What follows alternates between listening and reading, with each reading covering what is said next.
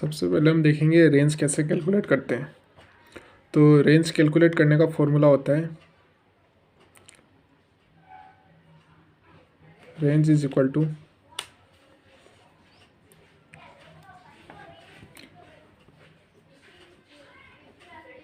Higher value minus lower value.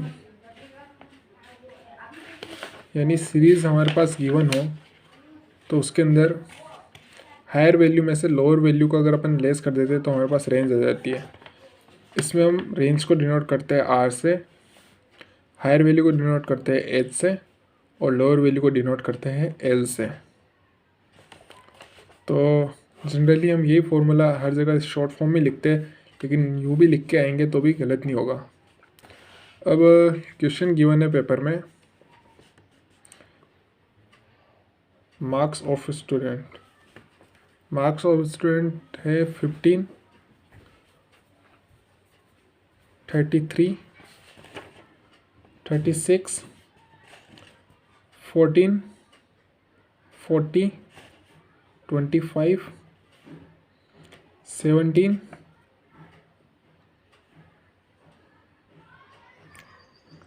then 9, 38 and 23।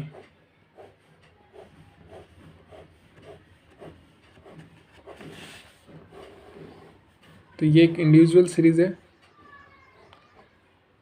Individual series के अंदर quartile निकालते time हम इसे असेंडिंग ऑर्डर में अरेंज करेंगे, लेकिन अभी हमारे को इसे असेंडिंग ऑर्डर में अरेंज करने की कोई नीड नहीं है क्योंकि हम रेंज कैलकुलेट कर रहे हैं। तो इसको देखकर हम वैसे भी आइडेंटिफाई कर सकते हैं कि इसमें हायर वैल्यू कौन सी है और लोअर वैल्यू कौन सी है। तो यहाँ पे हमारे पास हायर वैल्यू है 40,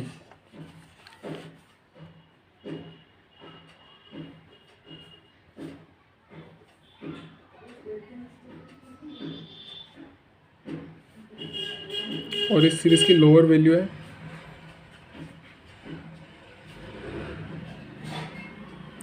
9। हायर वैल्यू हो गई 40 और लोअर वैल्यू हो गई 9। तो रेंज निकालने के लिए हम हायर वैल्यू और लोअर वैल्यू का डिफरेंस लेते हैं। तो यहाँ पे रेंज हो जाएगी,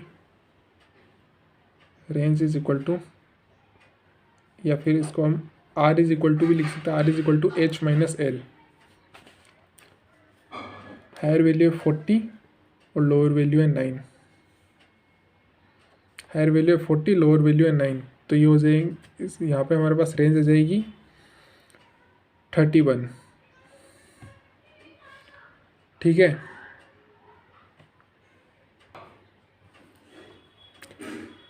देन वी सी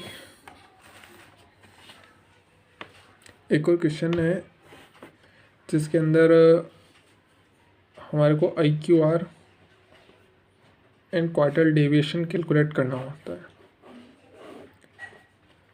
तो what is IQR, what is quartile deviation, what is coefficient of quartile deviation.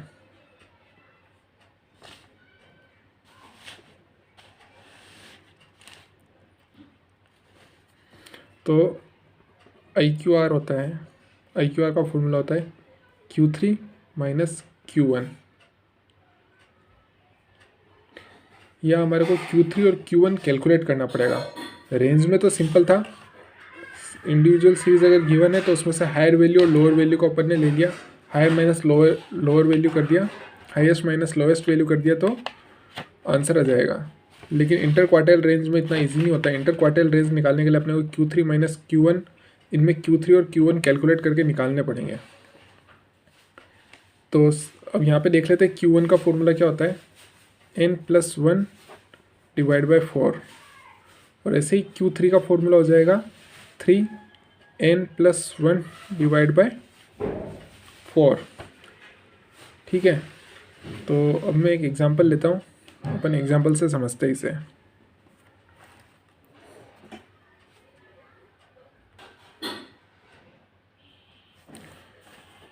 Example है मंथली वेजेस।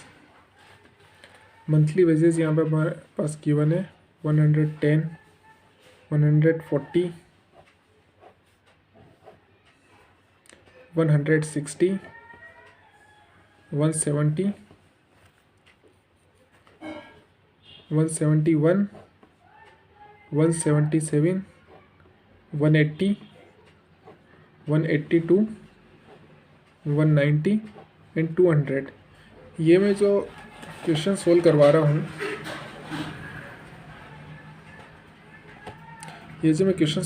हूँ, इनमें डिजिट्स चेंज हो सकती है, क्वेश्चंस के अंदर डिफरेंट एग्जांपल्स हो सकते हैं और उसके अकॉर्डिंग अपने को सोल्व करने होंगे। ये केवल मैं एक एग्जांपल सोल्व करके बता रहा हूँ। तो यहाँ पे हमारे पास वेजेस है, मंथली वेजेस 110, 140, 160, 170, 171, 177, 180, 192 और 182, 190 एंड 200। तो फर्स्ट ऑफ ऑल ये हमारे पास अरेंज है, it is already arrange in ascending order. अगर ये असेंडिंग ऑर्डर में अरेंज नहीं होती तो हमें इसे असेंडिंग ऑर्डर में अरेंज करना होता।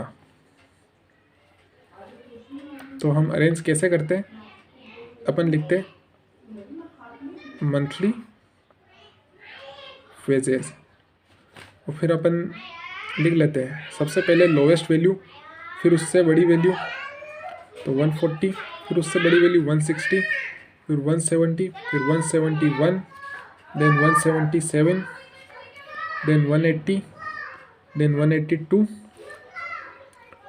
190 एंड 200। इसको हमने असेंडिंग ऑर्डर में अरेंज कर लिया है। अब हम क्या करेंगे, अब हम काउंट करेंगे कि कितने नंबर ऑफ आइटम्स है ये। 1 2 3 4 5 6 7 8 9 10। तो Q1 निकालने के लिए सबसे पहले n+1 डिवाइड बाय 4, 1 2 3 4 5 6 7 8 9 10। तो यहाँ पे हो जाएगा 10+1 डिवाइड बाय 4। तो हमारे पास आ जाएगा 11 डिवाइड बाय 4 और 11 डिवाइड बाय 4 होता है 2.75। तो ये हमारे पास Q1 की वैल्यू नहीं आई, ये हमने निकाला है इस सीरीज़ का 2.75 आइटम जो होगा वो Q1 होगा। ठीक है, तो अब हम इसमें देखते हैं कि 2.75 आइटम कैसे होगा। तो अपन ये कैलकुलेट नहीं कर सकते, 2.75 नहीं निकाल सकते क्योंकि ये first item, second item, third item. तो 2.75 आइटम इन दोनों के बीच में है। तो 2.75 आइटम निकालने के लिए सबसे पहले सेकंड आइटम होगा, उसको अपन एज इट इज़ लिख देंगे। तो ये होगा 140। देन अपन देखेंगे कि जो 2.75 है, तो ये जो फ्रैक्शन है 0.75, तो ये 0.75 जो फ्रैक्शन है, ये जो फ्रैक्शन की वैल्यू है, ये इन दोनों के बीच के डिफरेंस का 0.75 होगा। यानी उस इन दोनों के बीच का जो डिफरेंस होगा उसका 0.75 से मल्टीप्लाई करने पाएगा। तो 140 प्लस 160 माइनस 140 इंटू 0.75। तो ये हमारे पास आ जाएगी 140 प्लस इन दोनों के बीच का डिफरेंस होता है 20 इंटू 0.75।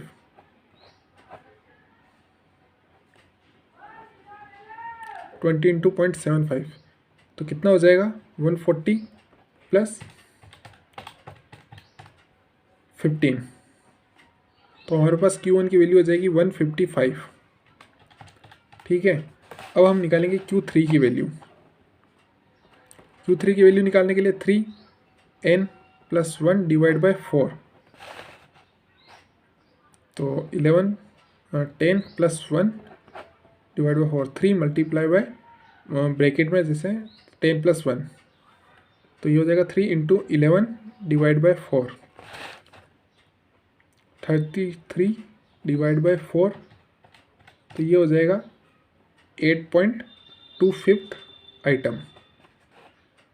8.25 इसकी वैल्यू नहीं आएगी, 8.25 आइटम आएगी, आइटम आएगा हमारे पास। जो 8.25 आइटम जो होगा इस सीरीज़ का वही Q3 की वैल्यू होगी। तो वैसे ही काउंट करो 1 2 3 4 5 6 7 8। देखो 8.25 आइटम 9th और 8th के बीच में कोई आइटम होगा, तो 8th आइटम की direct as it is value ले लो जो है 182 प्लस फिर इनका जो डिफरेंस होगा 1.190 माइनस 182 मल्टीप्लाई बाय 0.25, तो 182 प्लस 190 माइनस 182 हो जाएगा 8 इंटू 0.25। प्लीज़ मुझे ये मत बोलना कि हम इस तरह पॉइंट में जो वैल्यू है उसको इससे मल्टीप्लाई नहीं कर सकते, ये एक बेसिक मैथ्स होती है, तो 11th में अगर कोई पढ़ रहा है तो उसे आनी चाहिए। तो 8 को 0.25 से मल्टीप्लाई करेंगे तो आ जाएगी वैल्यू 2, तो 182 प्लस 2 इज इक्वल टू 184। अब हमारे पास Q3 की वैल्यू आ गई है, Q1 की वैल्यू आ गई है, तो हम इजीली इंटर क्वार्टाइल रेंज निकाल सकते हैं। IQR का मतलब होता है inter quartile range. Inter quartile range का फॉर्मूला होता है Q3 माइनस Q1, तो इज इक्वल टू 184 माइनस 155। तो इंटर क्वार्टाइल रेंज आ गई है 29। ठीक है, फिर मैं आपको एक और बात बताऊंगा कि हमने IQR तो फाइंड आउट कर लिया, अब हमारे को फाइंड आउट करना है क्वार्टाइल डेविएशन। तो क्वार्टाइल डेविएशन का फॉर्मूला होता है quartile deviation is equal to Q3 minus Q1 divide by 2।